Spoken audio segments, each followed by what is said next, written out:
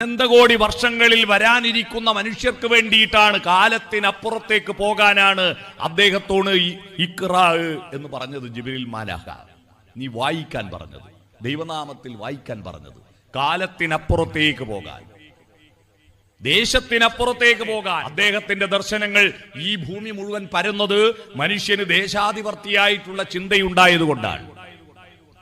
ഇപ്പൊ മനുഷ്യന്റെ പ്രത്യേകത കാലദേശങ്ങൾക്കപ്പുറത്തേക്ക് പോകുന്നു എന്നാണ്. ഈ കാലദേശങ്ങൾക്കപ്പുറത്തേക്ക് നമ്മുടെ അസ്തിത്വത്തെ, നമ്മുടെ ഫിലോസഫിയെ, നമ്മുടെ തത്വശാസ്ത്രത്തെ, നമ്മുടെ അധ്വാനത്തെ, നമ്മുടെ നന്മയെ കൊണ്ടുപോകാൻ കഴിയുമ്പോഴാണ് മനുഷ്യനുണ്ടായത്. ആ മനുഷ്യൻ പക്ഷേ ആ ബുദ്ധി ഉപയോഗിച്ച് അവന്റെ ആന്തരികമായ അറിവുകൾ വളർത്തിയിട്ട് അത് ബാഹ്യമായ വെളിച്ചമാക്കി മാറ്റുന്നതിന് പകരം ആ ബുദ്ധി ഉപയോഗിച്ചിട്ട് തന്റെ സുഖസൗകര്യങ്ങൾ, ഭക്ഷണം എളുപ്പത്തിൽ ഉണ്ടാക്കാൻ, വസ്ത്രം എളുപ്പത്തിൽ ഉണ്ടാക്കാൻ, ധനം എളുപ്പത്തിൽ ഉണ്ടാക്കാൻ ഈ ബുദ്ധി ഉപയോഗിച്ചിട്ട് ശരീരത്തിന് വേണ്ടി ഉപയോഗിച്ചതാണ് ഈ ലോകത്ത് ഇബ്ലീസ് ഉണ്ടാകാൻ കാരണം.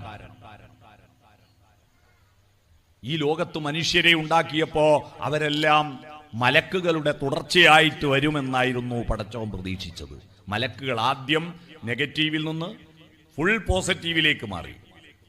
ആദ്യത്തെ ഫുൾ നെഗറ്റീവാ, അത് ജിന്നുകളായിരുന്നല്ലോ. പിന്നിൽ നിന്ന് പിന്നെ ഉണ്ടാക്കിയത് ജിന്നുകളെ നശിപ്പിച്ചിട്ട് മലക്കുകളെ ഉണ്ടാക്കിയല്ലോ. മലക്കുകൾ എന്താ? ഫുൾ പോസിറ്റീവാ. ഈ ഫുൾ പോസിറ്റീവായാൽ എന്താ കുഴപ്പം? വിശേഷ ബുദ്ധി കുറവാ. എന്താ പറയുന്നത് അത് കേൾക്കൂ. അതിന്റെ അപ്പുറം സ്വന്തം ബുദ്ധിയില്ല. അപ്പോഴാണല്ലോ മനുഷ്യന്മാരെ ഉണ്ടാക്കിയത്. ആ സ്വന്തം ബുദ്ധി ഉപയോഗിച്ചിട്ട് എപ്പോഴും പടച്ചോനെ പടച്ചോനെ എന്ന് പറക നടക്കാതെ അവന് പടച്ചോൻ നമുക്ക് തന്നിരിക്കുന്ന ബുദ്ധി ഉപയോഗിച്ചിട്ട്, നമുക്ക് കിട്ടിയ അറിവ് ഉപയോഗിച്ചിട്ട് നമ്മുടെ ജീവിതം ഇന്നലെ ഇല്ലാത്തതിൽ നിന്നും എന്തെങ്കിലും ഒരു നേട്ടം ഇന്നുണ്ടാക്കാനുള്ള പരിശ്രമം നടത്താൻ സ്വന്തമായ ബുദ്ധിയാണ് മനുഷ്യന് പടച്ചോൻ ഉണ്ടാക്കി തന്നത്. അതുകൊണ്ടാണ് മലക്കുകൾ എതിർത്തപ്പോഴും മനുഷ്യന്മാരെ ഉണ്ടാക്കി. പക്ഷേ ജിന്നുകളുടെ കൂട്ടത്തിൽ ഒരുത്തനെ ബാക്കി വെച്ചിരുന്നല്ലോ. നിങ്ങൾക്കറിയാലോ, ഞാൻ നിങ്ങളോട് പറയണ്ടല്ലോ. കടപ്പുറത്ത് പൂയിറക്കണോ? കടപ്പുറത്ത് ഞാൻ പൂയിറക്കണ്ടല്ലോ. ജിന്നുകളെ കൂട്ടത്തിൽ ഒരുത്തനെ ബാക്കി വെച്ചിട്ട് മലക്കുകളുടെ നേതാവാക്കി വെച്ചിരുന്നല്ലോ. അവൻ വീണ്ടും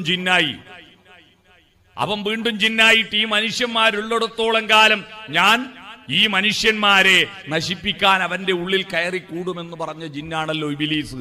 ഈ ഇബ്ലീസും മലക്കും മനുഷ്യരുമെല്ലാം വളരെ വലിയ പ്രത്യയശാസ്ത്രത്തിന്റെ, തത്വശാസ്ത്രത്തിന്റെ, ഫിലോസഫിയുടെ പ്രതീകാത്മകമായ കഥകളാണെന്ന് തിരിച്ചറിയുമ്പോഴാണ് നമ്മൾ അതിന്റെ ദർശനത്തിലേക്ക് പോകുന്നത്.